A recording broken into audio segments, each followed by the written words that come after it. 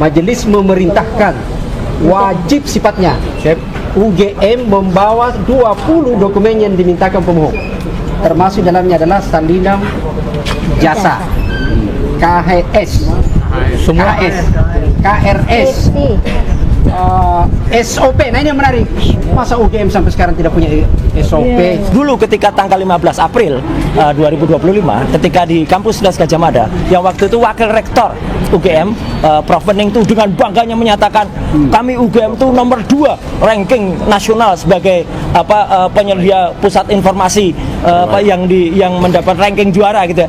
Nah kalau lihat tadi konyol sekali gitu ya. Kita sudah menjalani sidang pertama dan alhamdulillah di luar dugaan termohon semua hadir ya. Dari perwakilan dari UGM, Polda Metro Jaya, KPU Pusat, KPU Jakarta, KPU Solo. Dan sebagai jurnalis nih saya juga tadi sambil memohon juga membuat catatan ya. Catatan dan ini sedikit penilaian ya. Dari sidang yang berlangsung 2 jam tadi kelihatan sekali ya secara umum bahwa teman-teman pejabat pengelola informasi dan dokumentasi sepertinya tidak siap dan tidak bekerja dengan bagus.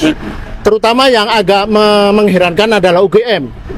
Catatan pada kinerja UGM sungguh sangat mengecewakan ya. Misalnya tadi terbuka oleh hakim dari majelis bahwa UGM menjawab surat kami tanpa tanda tangan dan tanpa kop surat. Itu menjadi catatan pertama dari majelis.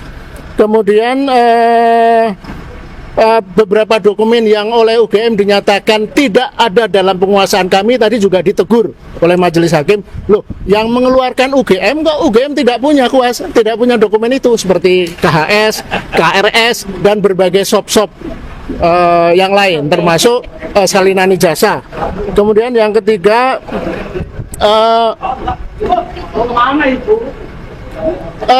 konsep-konsep substansi tentang penyimpanan dan pengolahan dokumen tidak dikuasai oleh teman-teman PPID UGM. Misalnya soal konsep dokumen yang dikecualikan. Tadi di persidangan kelihatan sekali tergagap-gagap untuk merespon pertanyaan-pertanyaan majelis tentang uji konsekuensi dan lain-lain. Jadi menunjukkan tidak siap. Bahkan tadi ada pertanyaan loh, apakah sudah pernah mengikuti sosialisasi? Nah, itu kan pertanyaan yang sangat mendasar. Kemudian yang keempat yang juga sangat fenomenal, kami tadi tunjukkan bahwa UGM telah memblackout 500 lebih. Berapa belas halaman berita acara dari kepolisian yang diberikan ke UGM yang diserahkan ke kami. Jadi bukannya membuka informasi tapi malah menutup. Jadi hampir semua isi berita acara dari kepolisian itu di blackout, dihitamkan belasan halaman. Nah untuk KPU Pusat tadi menurut kami relatif siap, relatif ya. Jadi dan juga kooperatif. Satu pengecualian bahwa mereka mengakui banyak dokumen-dokumen yang kami minta itu masih terserak, di mana penyimpanannya masih agak kacau. Jadi mereka janji akan mencari ya, di mana, apakah di bunker di mana, itu yang menarik. Nah untuk KPU Jakarta juga kooperatif, dia menyampaikan bahwa mereka harus konsolidasi dengan KPU Pusat menyangkut bagaimana pembagian tugas dalam penyediaan informasi ini, koordinasi antara KPU di daerah. Nah itu yang menjadi bagusnya mereka menjadi lesson learn ya. Mereka harus belajar lagi bagaimana mengkoordinasikan pengelolaan dan pengolahan dan penyediaan dokumentasi dan informasi. Nah untuk KPU Solo ini 11-12 dan UGM banyak sekali catatan kekacauan. Misalnya yang paling fatal adalah mereka baru merespon surat kami sebulan setelah kami ajukan. Itu ditegur tadi oleh majelis hakim karena kok bisa merespon surat sampai perlu waktu sebulan. Kemudian yang paling fatal dan ini menjadi catatan penting bagi seluruh pengelola PPID adalah KPU Solo telah memusnahkan, menghancurkan sejumlah dokumen dan termasuk dokumen salinan ijazah Jokowi sudah dihancurkan. Tadi dipertanyakan loh. Dan pemusnahan itu tidak ada berita acaranya. juga tidak jelas aturan resistensi minimal 5 tahun, tapi di sana baru setahun sudah dimusnahkan. Nah pertanyaannya, kita tidak tahu sejauh ini kapan itu dimusnahkan. Apakah baru-baru ini?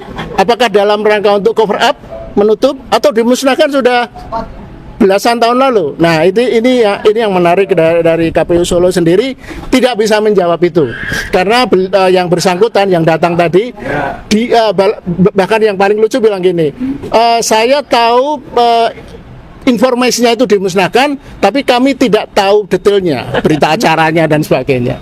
Jadi menunjukkan betapa kekacauan ini. Nah yang terakhir, Polda Metro Jaya.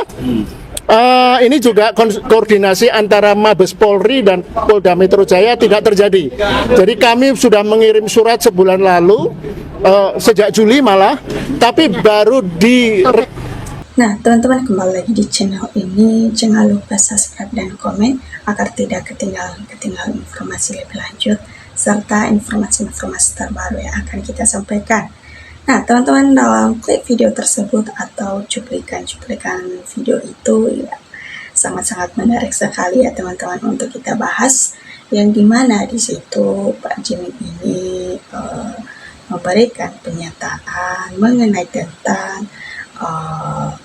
Roy Suryo ini ya well out itu karena reformasi komite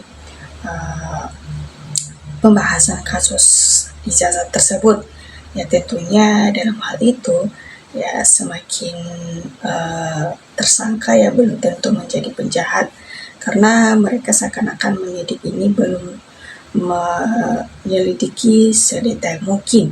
Ya tentunya dalam hal itu Roy Suryo ini rela meluangkan waktu, ya dia memberikan pernyataan mengenai tentang tudingan-tudingan kasus atau data-data yang sudah ia dapatkan. Ya tentunya dalam kasus tersangka ini ya sepertinya satu poros dengan pemerintah. Ya kalau terpidana boleh jadi komisaris kalau memang mantap, ya tentunya nadi koruptor ini boleh dikasih jabatan atau panggung hebat ya tentunya di Indonesia.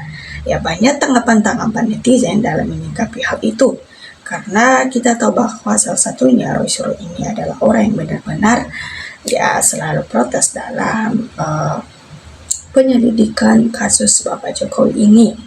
Ya tentunya dalam hal itu dia melakukan hal itu untuk mencari kebenaran untuk memajukan negara kita.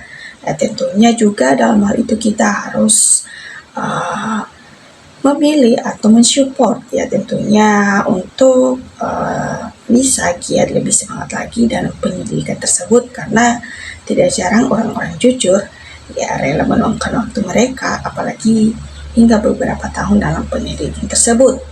Ya bersilah-lidahlah kalian karena nanti masing-masing mempertanggungjawab ucapannya. Ya tentunya mereka melakukan hal ini ya reformasi Polri ini memang sekedar saja sebatas omongan saja seperti begitu. Ya seakan-akan mereka melakukan itu mengabaikan hal-hal yang sudah membuat menyesatkan masyarakat ya tentunya seperti begitu. Ya banyak tanggapan-tanggapan netizen dalam menyikapi hal itu, mereka mewanti-wanti atau takut akan hal ini semakin negara kita semakin terpecah belah ya. Jangan sampai negara kita semakin terpecah belah, semakin bercampur aduk, berkacau balau tentunya seperti begitu. Karena hanya kepentingan mereka yang mereka melakukan hal apapun. Di lembaga independen ini atau reformasi Polri, tapi kantornya di institusi Polri, ya seakan-akan mereka membohongi kita ya, tentunya dalam hal itu. Karena kita tahu bahwa kewajiban pemimpin adalah adil, bijaksana, dan jujur. Ya tidak, maka itu jangan sampai membuat malu ya negara kita, jangan sampai menjadi pemimpin yang tidak sesuai dengan tata letaknya tentunya seperti begitu. Ya kita harus membenarkan diri kita dulu.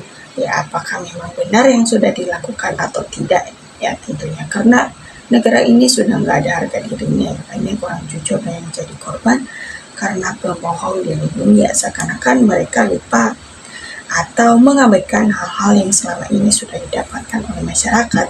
Ya, mereka tidak menghargai perjuangan tersebut, ya mereka hanya melihat titik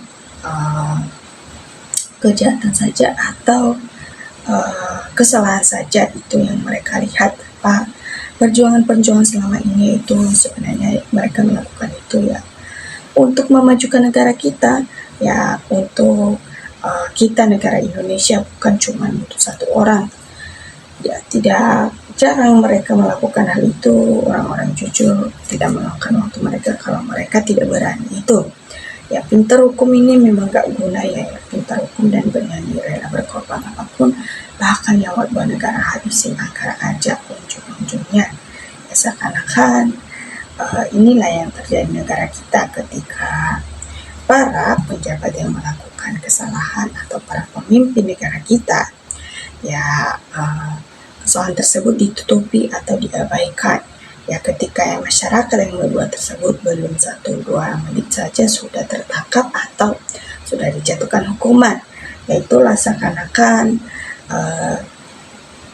tajam di bawah ataupun di atas. Ya, itulah yang terjadi di negara kita. Ya, Komisi Reformasi Polri bentukan Prabowo isinya cuma sampai di situ ya. Cili ini, Tinto ini, Lintio.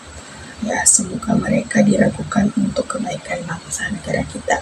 Ya, inilah tanggapan-tanggapan netizen teman-teman. Ya, memang wajar karena mereka sudah agak geram ya dalam menyingkapi hal tersebut, bukannya menyelesaikan masalah, bukannya mengambil tindakan untuk segera menyelesaikan masalah, malah membuat riwet atau tentunya bikin kesal juga. Ya, tim reformasi ini pasti tidak berdampak apa-apa, cuma nampung masukan, tidak ada tindakan, cuma menghabisi anggaran negara.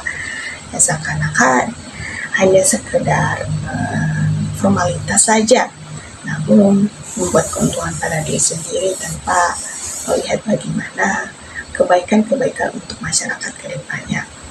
Nah, teman-teman, demikian dari video ini. Kita akan lanjut lebih lagi. Ya, kita stopkan dulu untuk di sini. Kita akan lanjut nantinya. Jangan lupa berikan tanggapannya di kolom komentar.